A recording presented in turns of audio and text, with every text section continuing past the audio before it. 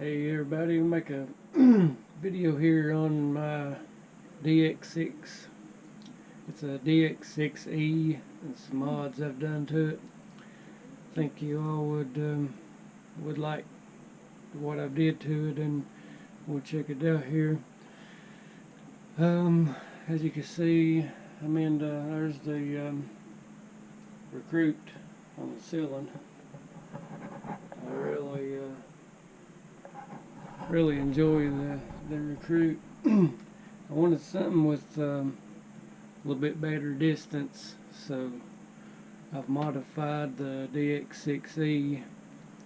And if you think about it, when you do long range, if your goggles fail, what are you going to do? So I made a backup screen and attached it to the dx6, and I've also added a amplifier. Let me mount this cam here on my chest. I've got my GoPro chest thing on. Give me a second.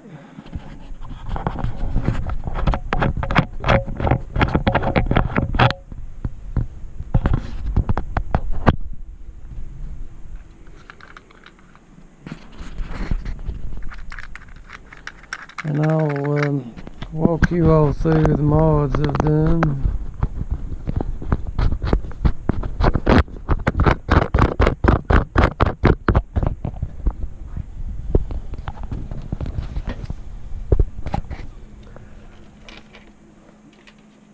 Okay, locking everything over.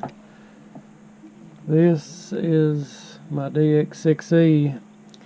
Now, first off, if you see these pencil erasers, they might look funny. Let me get this strap out of the way. That might look funny, but once you go pencil eraser, you'll never go back. That feels so good for my flying. It's what I did. I run the sticks normally. I run them all the way down because this gains height. Run them all the way down, and it feels really good. Okay, here is the let me turn all this on. Here is the screen that I've added. This is just a tactic screen, and this is a camera vibration camera mounting thing that I stole from another drone, and it holds it really good. And what happens is, if something did fail, the ideal behind it is you can hurry and rip your goggles off real quick. And so that's the deal with the controller. And I've also done away with the antenna here. I took a hacksaw and sawed off the plastic cone of the antenna and spun it around. That way it's have a good smooth factory look, like it's not even been modified.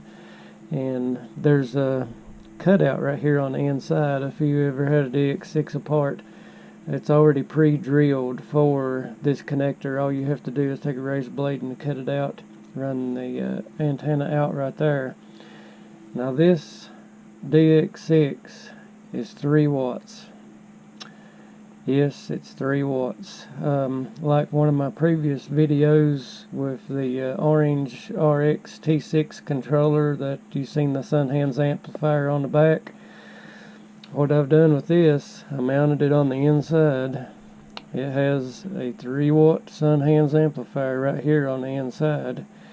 And for the battery, this has 7.4 volt 4000 milliampere LiPo in the back of this. The lid is really hard to get on and off because it was really tight. You can see it's actually not perfectly flush right there. It's bowed up just a little bit, but it fit. And for the switch, I run the wires from both power source, from the radio and the battery, runs the rig and runs the amplifier. And this turns the amp on. that is the power switch, turns the amp on. With it off, it's just 100 milliwatts. It doesn't affect this screen as close as this is. There's no fuzziness. You would think it would be 3 watt. It don't bother my headset. It doesn't bother this screen. It's I can't. This is my favoriteest controller. I can't elaborate on how tickled I am with the outcome of this. So I just turn this on, turn the controller on. Normally flying around 400 or 500 feet something, I never even turn this on. But when I'm going to go out long range, this turned, instead of having one quad long range, I got to thinking, and this setup right here in this controller, now I have everything as long range. I run Spectrum 4649T receivers in everything I have.